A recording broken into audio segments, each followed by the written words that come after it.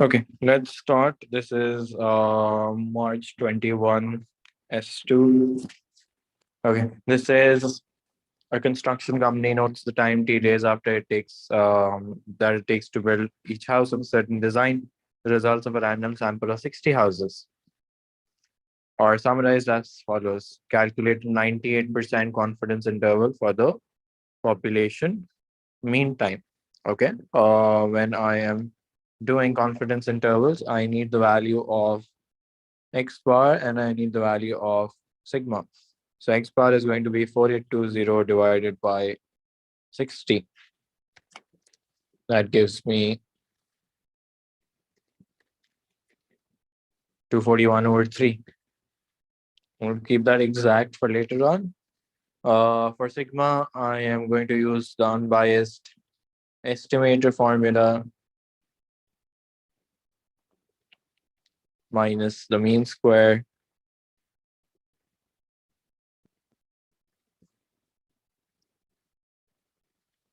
Okay, that gives me what? It gives me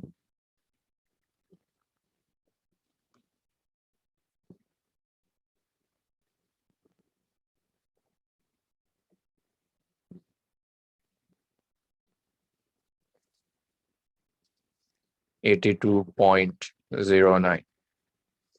Okay.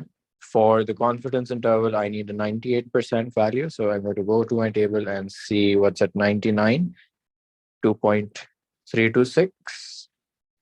So Z value is 2.326. So the formula is X bar minus Z value into sigma over root n and X bar plus Z value into sigma over root n. So 241 over 3 minus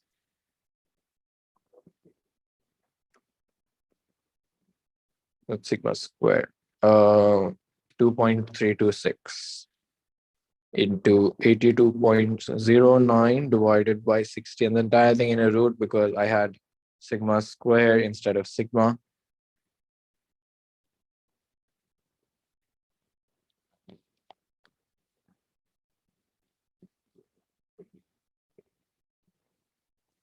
Okay, 241 over 3 minus 2.326 into 82.09 divided by 60 gives me 77.6 and plus gives me 83.1. That's the first question. An easy 6 marks. Explain why is it necessary to use the central limit theorem. You apply the central limit theorem when either the population is not normal or it's unknown. In this case, it doesn't say anything the distribution. So since the distribution is unknown, CLT is necessary.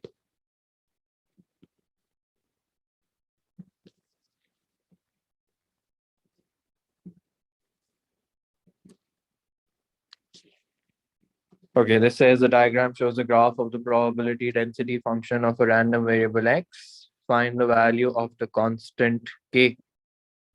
I know that if this is a probability density function, then this area must be equal to 1. So half base into height should equal 1. k square over 4 equals to 1, k square equals to 2, k square equals to 4, therefore k equals to 2.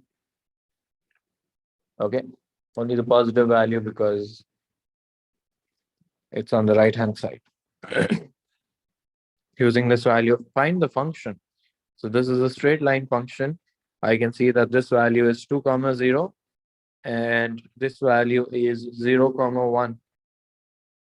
So using those two coordinates, I can construct an expression for the function. I'm going to calculate the gradient y2 minus y1 over x2 minus x1.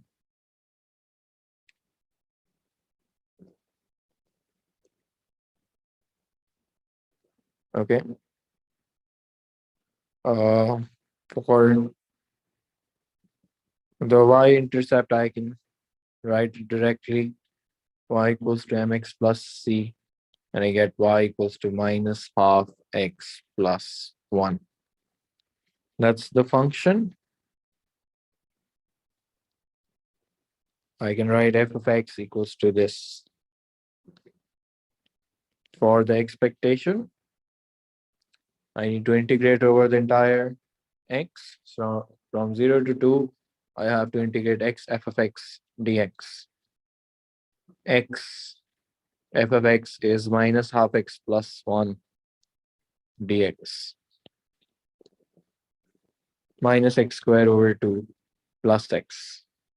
So I get minus x cubed over 6 plus x squared over 2 from 0 to 2. So minus 2 cubed over 6 plus 2 squared over 2 minus 0. That gives me 2 over 3.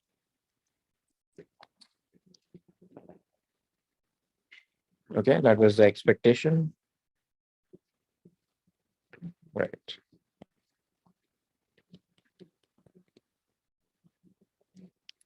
Okay, then this question is by finding a limit. P to 1 minus half x plus 1 equals to 0.25. Now the integration is simple, minus x squared divided by 4 plus x from P to 1, 0.25. So applying the limits gives me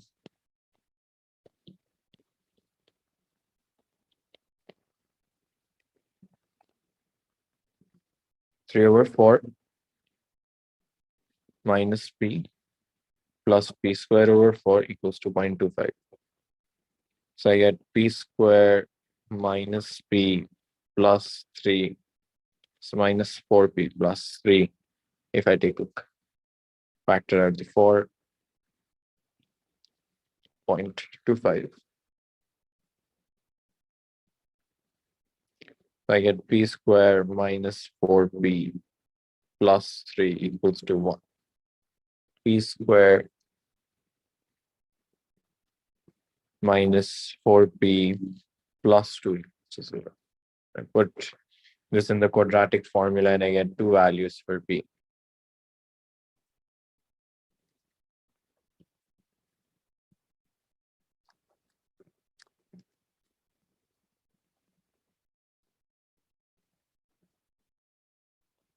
I get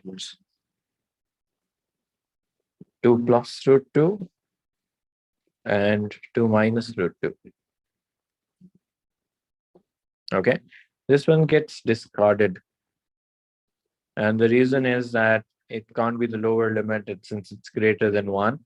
So this is the only acceptable solution that I have.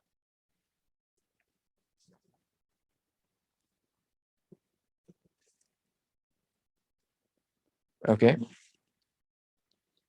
Then it says an architect wishes to investigate whether the buildings in a certain city are higher on average than buildings in the other city. So yeah, he takes a large random sample of buildings from the city and finds that the mean height of the buildings in the sample. He calculates the value of the test statistic z and find that z is equals to this. Explain briefly why you should use a one-tailed test. One tail because find because he's trying to find if the buildings are higher.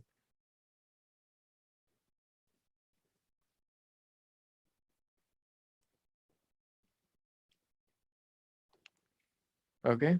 Then carry out the test at the 1% significance level.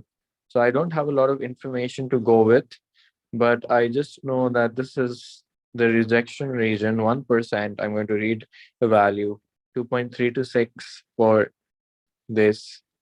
And I'm going to say that my Z test statistic Z is 2.41. So rejection region. So reject H not, accept H1. Yes, the buildings are higher.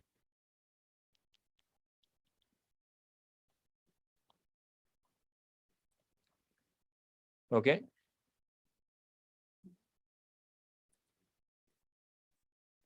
I could write out the null and alternate hypotheses.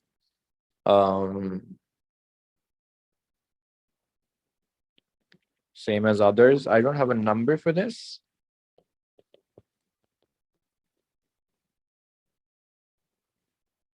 Greater than others.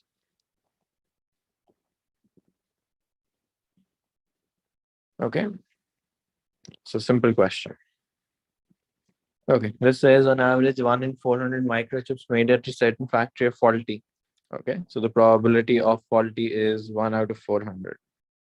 The number of faulty microchips in a random sample of 1,000 is denoted by X. State a distribution for X. So this is a binomial distribution. I had a question. Hello? For the question we did before this, do we have to clearly state everything? Like, do we have to state that we reject the null hypothesis and accept the alternative hypothesis? When it says carry out the test, yes, that's what you have to do. ये तीन चीजें नजर आनी चाहिए. एक ये, एक आपका region क्या है, and then a conclusion. Okay. Okay. This distribution is binomial with n as 1,000, and the probability of success is 1 out of 400. 1 out of 400 is in decimals. I just want you to know this in decimals because I'm going to use this later on. 0.0025. Okay. State an approximating distribution for X giving the value of any parameters. Okay, when I'm trying to figure out an approximate distribution, I can either use a normal or I can use a Poisson. In this case, I'm going to say that I'm going to use a Poisson because P is small, say, and N is large. Therefore, Poisson. And the value of lambda will be what? It's going to be, sorry, 1,000 into 0.0025. And that is going to be 2.5.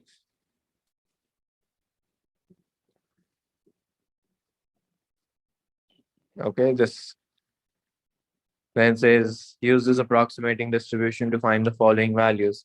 So I want to find the value of X equals to 4. So I'm going to say e power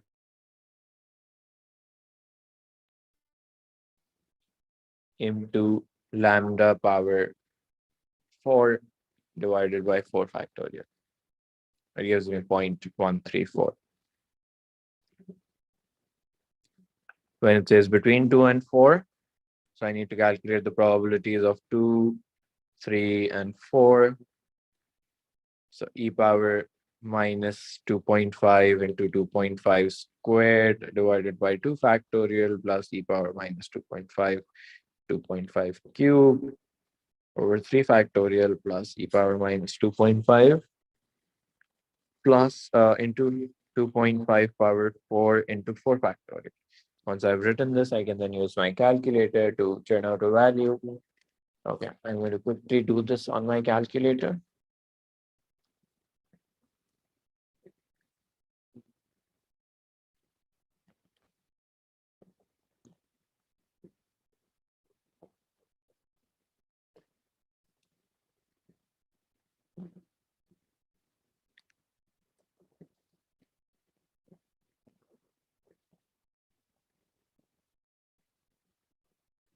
This gives me 0.60388. Just 0.604. Okay. Then it says use a suitable approximation to find the probability. Now we've again changed the sample size. P is again 1 out of 400. So I'm going to again say that this is still something that I would do with the Poisson distribution because P is small. Okay. So lambda in this case would be 700 into 1 over 400, which gives me 1.75. There will be at least one faulty. So at least one faulty. At least one faulty can be written like this. 1 minus probability of 0 equals to 1 minus e power minus 1.75. And that gives me 0.826. So this was an entire question on the Poisson distribution. This next one is about linear combinations.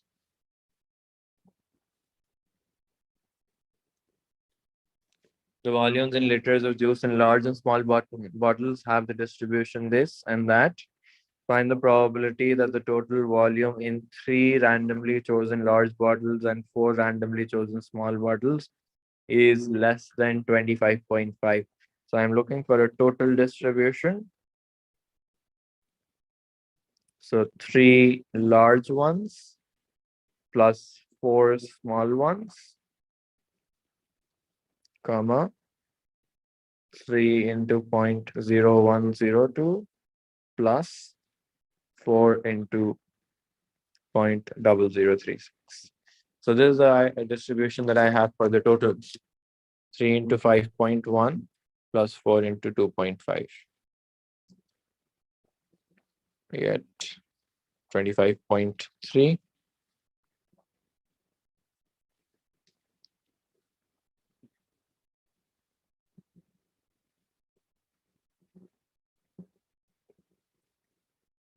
It's 4.2. 3 into 5.1 plus 4 into 2.51. It's 25.34.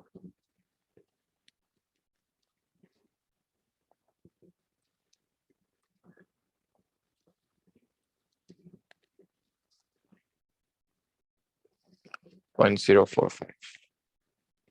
I want the probability of the total to be less than 25.5. Converting this to Z.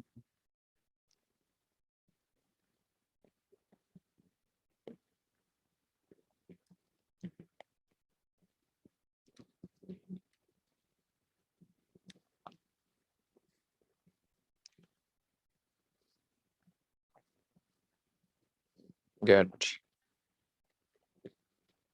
754, 0.754.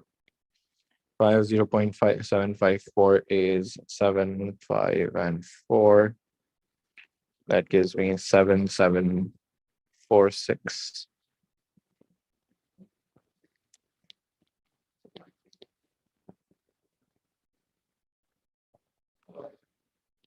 So 5.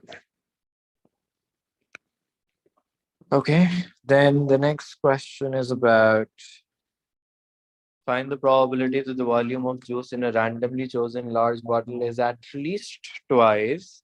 So I'm asking you for the probability of L is greater than or equals to the volume of juice in a randomly chosen small bottle. So I'm asking you for this probability. Now, since it uses the word twice, it's a question on multiples. First, what I'm going to do is I'm going to create a new variable called difference. Okay. The variable difference is L minus 2S. Okay. The mean and variance are given to you. L had a variance of, so when I'm calculating the mean, in fact, just tell me that is as a distribution only.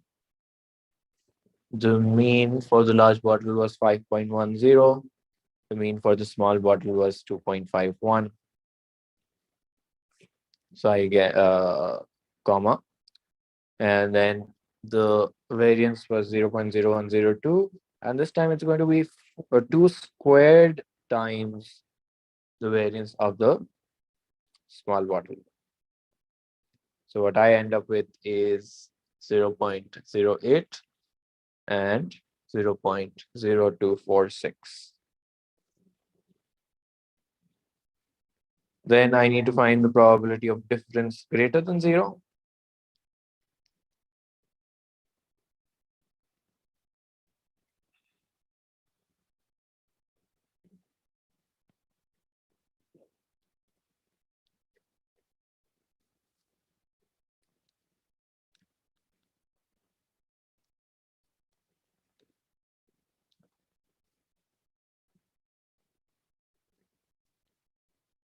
510.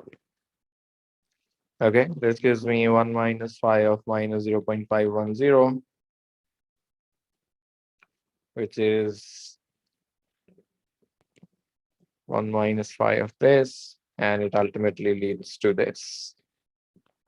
If I go and read this from the table now, I'm reading 0.51.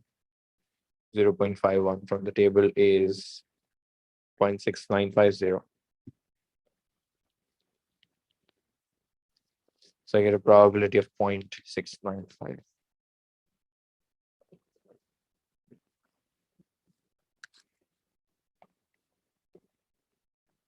Okay. Then the last question on this exam. It says it is known that 8% of adults in a certain town own a chanter car. After an advertising campaign, a car dealer wishes to investigate whether the proportion has increased. So I know that H naught is P equals to 0.08 and H1 is P is greater than 0.08. He chooses a random sample of 25. He finds that 4 of them, so 4 is my test statistic, carry out the hypothesis test at the 5% significance level. So what I'm going to do is I'm going to find the probability of X greater than or equals to my test statistic, greater than or equals to 4. So what I need to do is 1 minus probability of 0, 1, 2, and 3. I can write all of these down. 1 minus 25C0, 0.92 power 25, 0.08 power 0, 25C1, 0.92 power 24, 0.08 power 1, 25C2, 0.92 power 23, 0.08 power 2, 25C3, 0.92,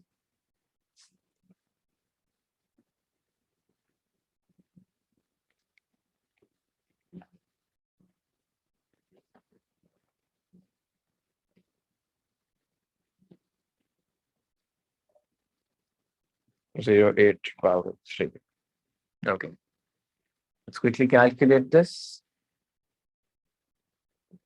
I'm using my calculator to use the binomial cumulative distribution. 3 n is 25, p is 0.08. So minus 8649. 8649. I'm using a total of 0.1351. So 0.1351 is then greater than my significance level, 5%. Therefore,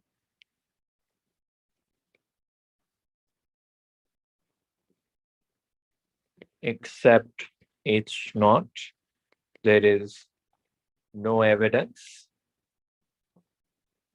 that the proportion has increased.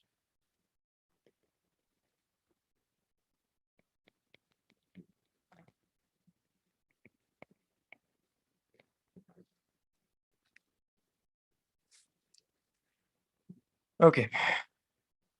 Explain which of the errors type 1 or type 2 might have been made in carrying out the test. Okay. Type 2 error, because the null hypothesis was accepted. Accepted, it may have been false.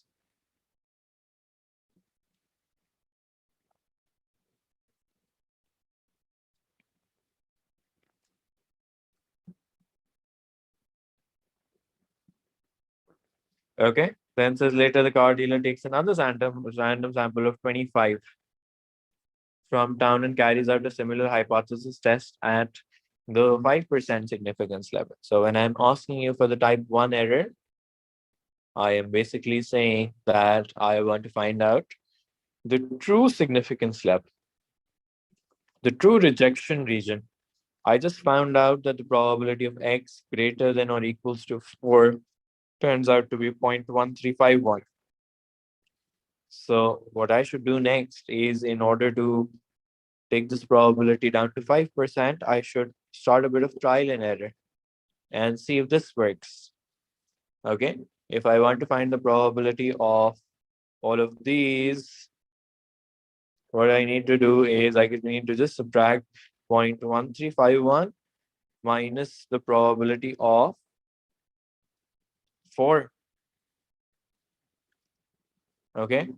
When I subtract that, I end up with 0.0451. Let me just write that down. 0.1351 minus 25C4, 0.92 power 21, 0.08 power 4.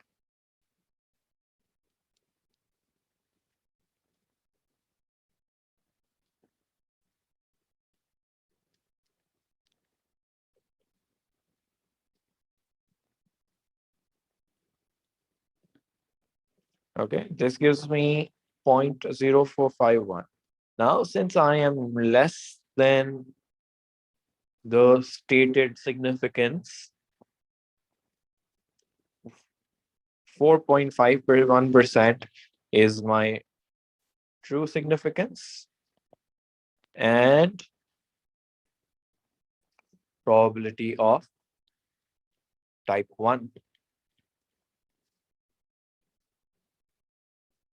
Okay, that's the end of the exam.